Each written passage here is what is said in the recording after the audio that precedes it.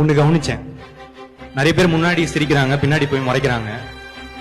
ஆனா முன்னாடி பின்னாடி எல்லா சைட்லயும் சிரிக்கிறவங்க, நமக்காக நல்லதே நினைக்கிறவங்க நம்ம அம்மா அப்பா மட்டும்தான்.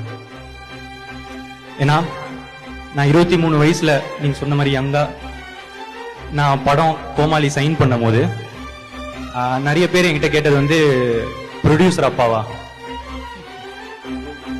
எனக்கு ப்ரொடியூசர் அப்பா இல்லைங்க, என்ன படிக்க வச்ச அம்மா அப்பா இருந்தாங்க.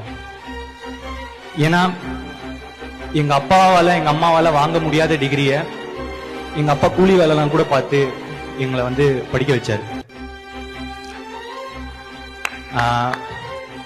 அந்த படிப்புனால கிடைச்ச அறிவுனால மட்டுமே இந்த கோமாளி நடந்துச்சு நான் நினைக்கிறேன்.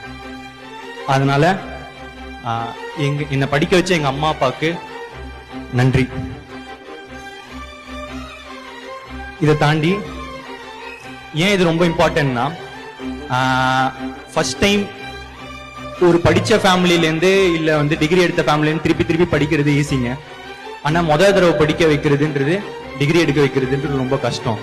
மொத காரு, மொத பைக்கு, மொத வீடு. அதே மாதிரி இது என்னோட மொத சைமா அவார்ட். ஸோ